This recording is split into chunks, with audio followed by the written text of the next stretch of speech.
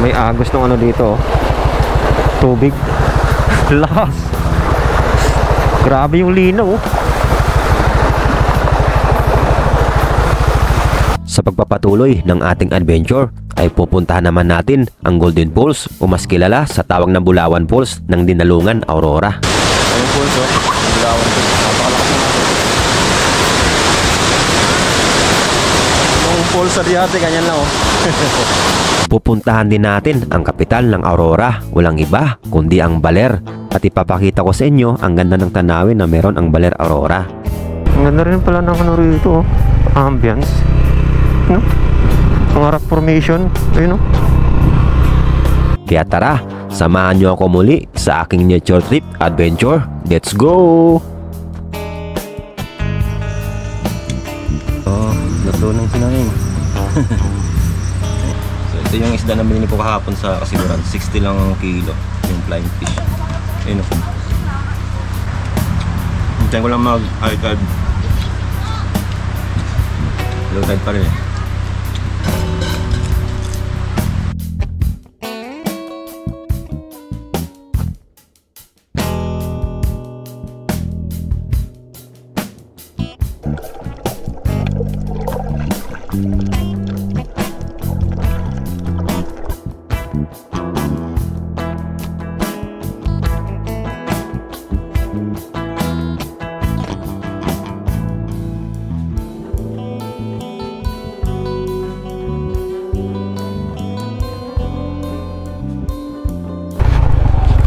Alright.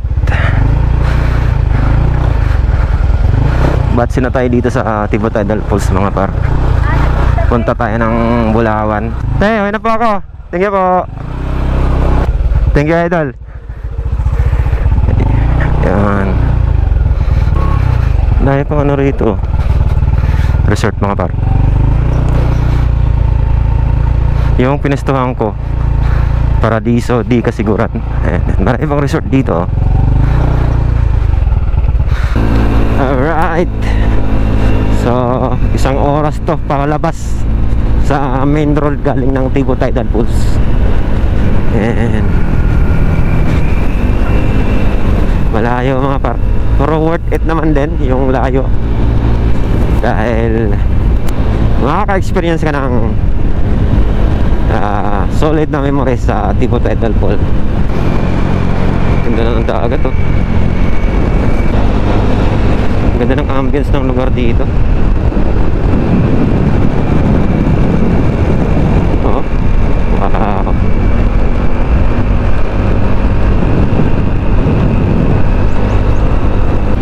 Libre lang yung spot na yan mga par. Dito sa gilid-gilid. Daming spot dito na libreng-libre lang.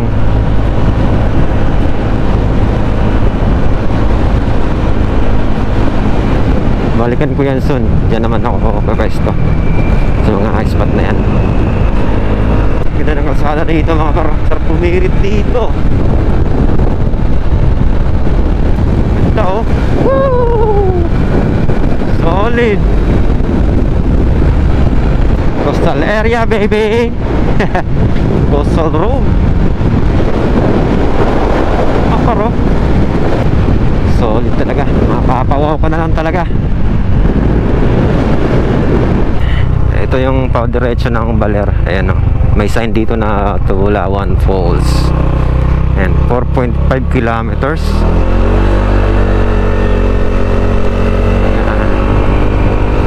Malayo-layo din. 4.5.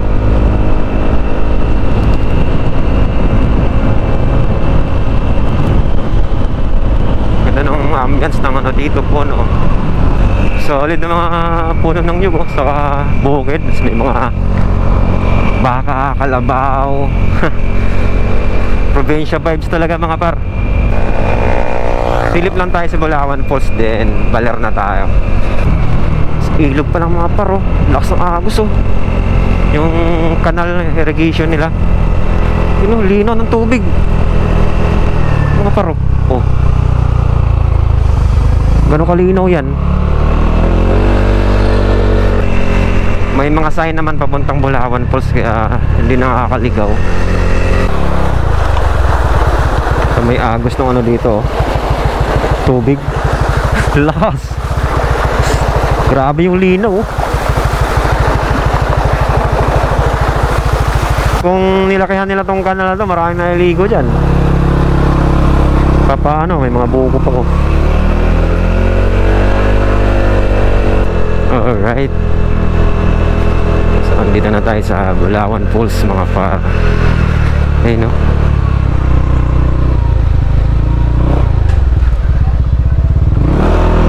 Bulawan Falls. Yes. Alright. Ito yung pinaka entrance dito sa ano, Bulawan Falls, mga par. Ayan. Parking naman dito. Ayan. Lumipat ako rito sa unahan. Dito sa baba may ilog din naman, eh, no? Ayan, no? Linis ng ilog sa baba, eh. Siguro andun pa yung pinaka falls, pero ito na yung connecta na yun dito. Linis, ang daming naliligo. Alright, mga parko, dito na ako sa Bulawan Falls dito sa Lumalupin. Ang ganda ng falls na to, ang ganda ng ilog na to kasi ang daming spot. Andun yung pinaka falls, then pababa rito. Ayan, mga paro. Ayan yung Bulawan Falls. Pababa. Daming spot. Ayan sa... Ayan. Ang haba niyan. Mula dito. Hanggang doon pa sa pinakababa. Ilang ano pa yan. Ilang pwesto pa. Hanggang doon sa pinaka-parking. Hanggang sa baba pa ng parking. Ang dami niyang pwede pustuhan.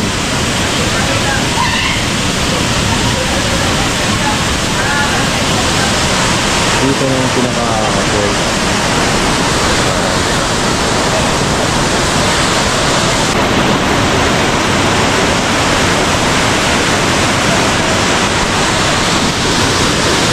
Ayun falls, oh. Yung Bulawan Falls. Napakalakas na natin.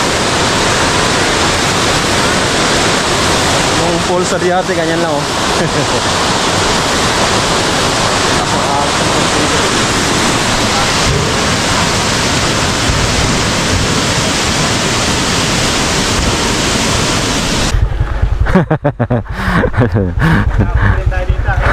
Eh, par.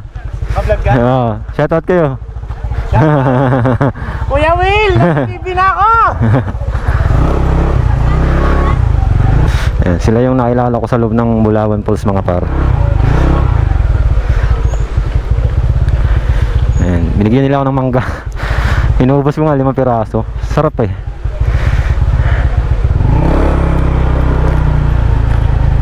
Free will, oh.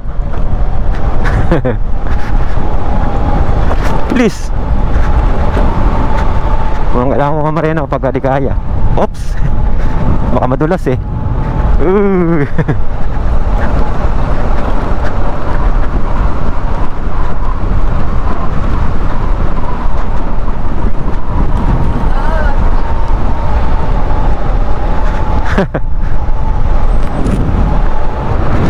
Solid, free will.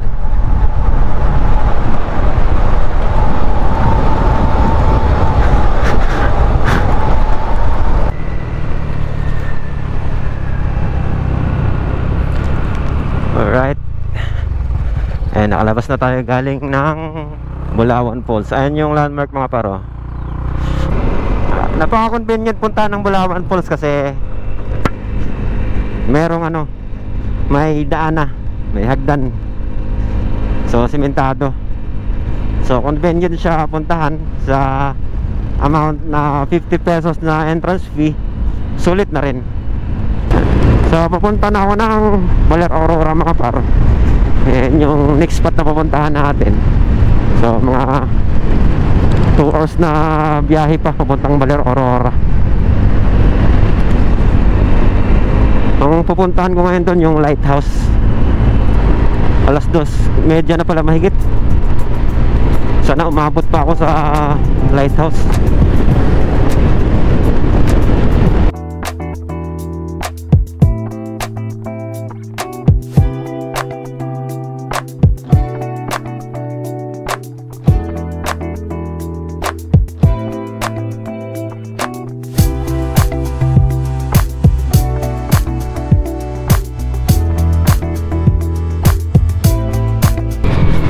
Look at that view mga par.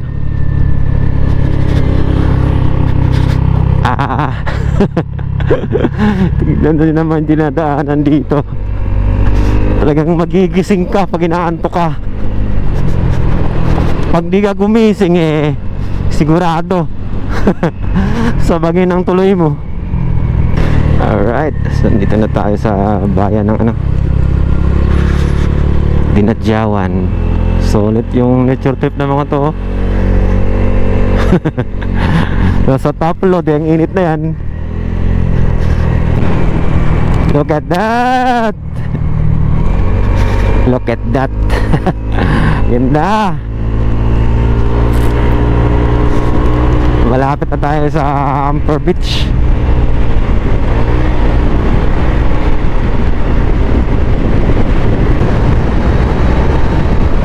Doon ang kalsada mga paro.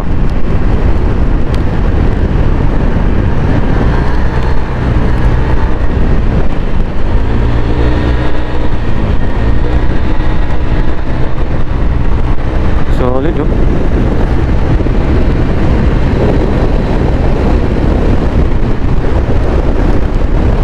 Ganda ng kalsada no.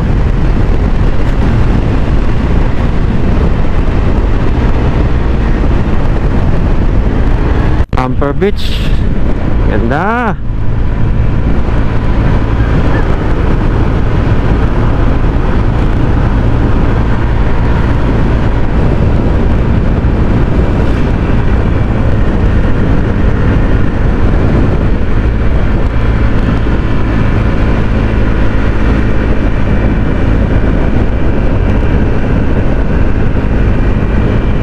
Solid no. Sulit talaga daanan itong Amper Beach. Akala ko may tao dun sa taas. Mukhang tao kasi yun nandun sa taas nakatayo. Patusok pala yun.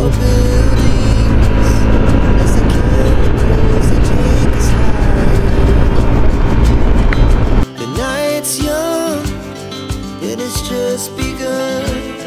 As she puts her hand in mine, we wanna chase the night, wanna dance to the light, pull the stars from the sky, just two hearts running wild. Never sleep, never stop, as we shout from the top. We're gonna be two hearts running wild.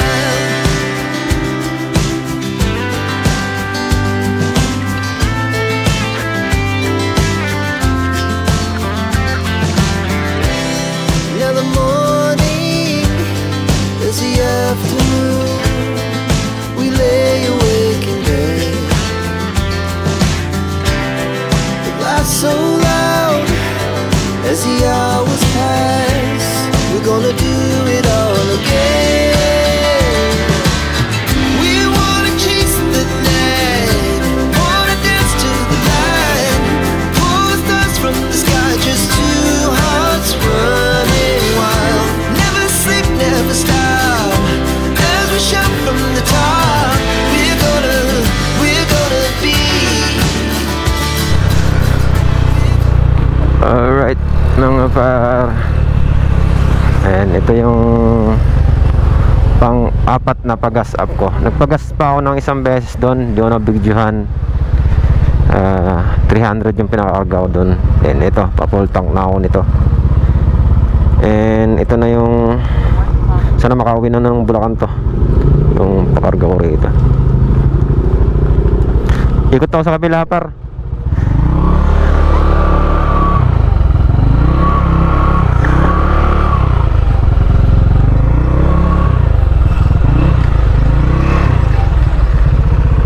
Ito yung bag ko eh.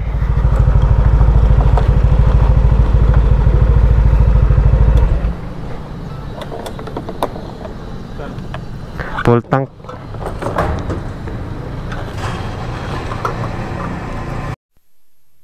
Yun, full tank na.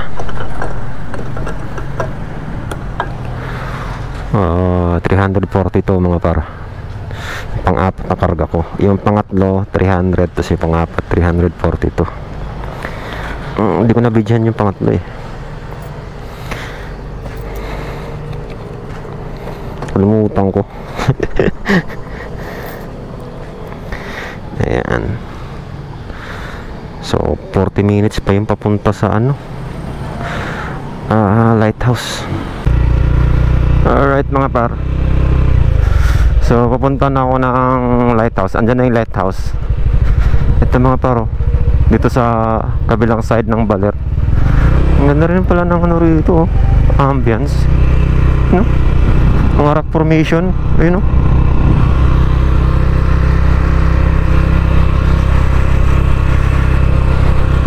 Ganda rin pala rito, oh. Hindi lang siya dinevelop talaga.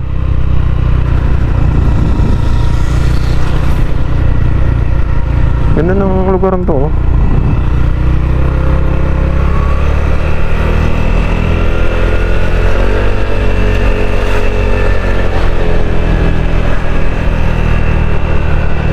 So ito yung resort na papasukan dito.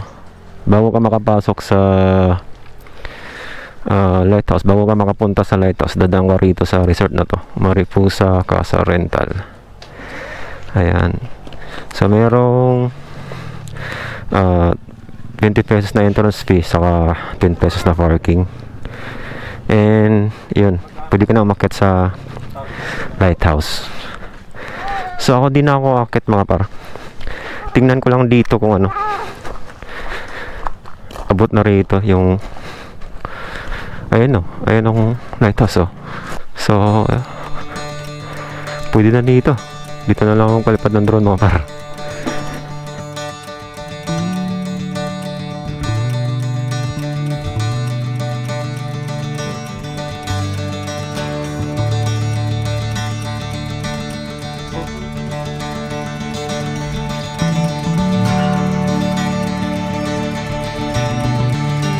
Ito ang Baler Lighthouse na matatagpuan dito sa Sitio Tibag. Ang Baler Lighthouse ay nagsisilbing gabay sa mga sasakyang pandagat o mga lokal na pumapalaot. Dahil sa kalumaan nito ay gumawa ng 2 panibagong lighthouse na matatagpuan sa Cemento Beach at ang isa naman ay matatagpuan sa Dicasalarin. Dahil sa ganda ng tanawin o scenic view na makikita dito, nagsisilbi na lamang itong isang tourist attraction.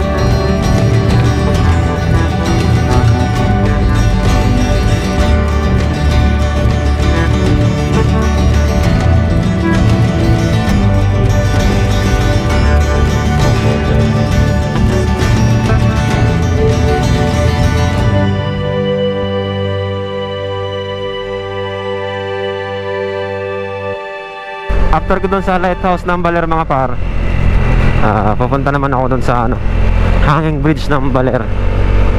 And daanan natin. Hindi pa ako nakakapunta dun eh. Alright mga par, so andito na ako sa ano, hanging bridge ng Baler. Yan, oh. Taas din pala ano, you know. Dinadaanan pa kaya yan.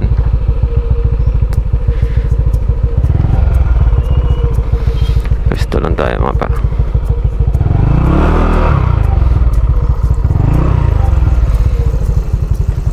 Ito ang Sabali Hanging Bridge na matatagpuan sa Sitio Sabali, Baler, Aurora. Ang Sabali Hanging Bridge ay may haba na 150 meters. Dahil sa araw-araw na pagtawid ng mga lokal sa ilog noong araw dahil wala pa namang kalsada dito, ginawa ito para pagkonektahin ang Barangay Sabang at Barangay Tibang. Dahil sa ganda ng ambience ng lugar, sumikat ito at napabilang sa mga tourist attraction dito sa Baler, Aurora.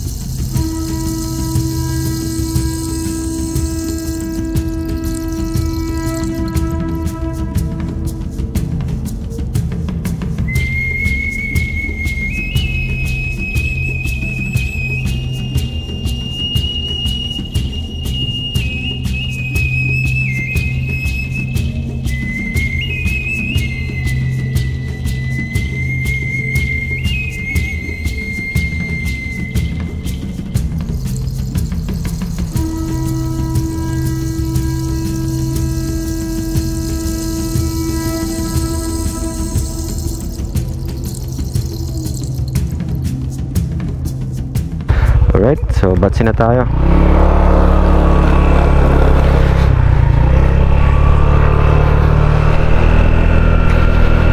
So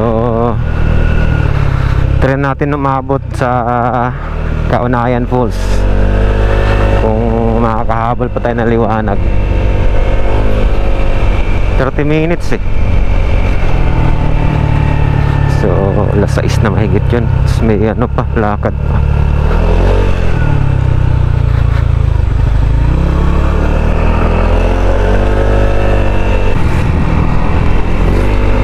Alright.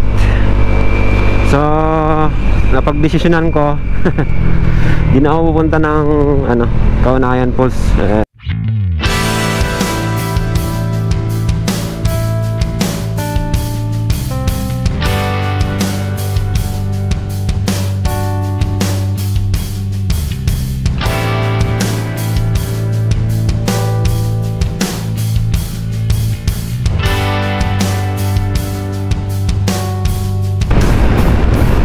Let's go!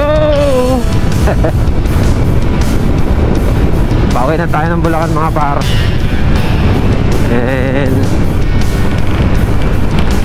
solid yung nature trip ko ngayon Grabe, solid sa Aurora mga par. Sobrang worth it.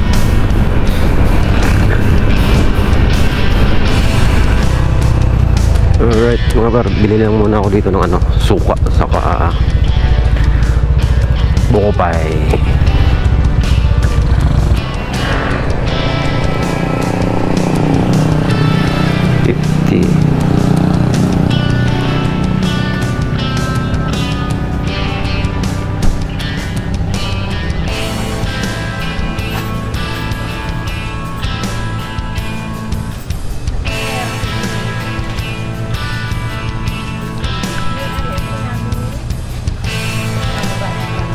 Ano ba flavor ng classic?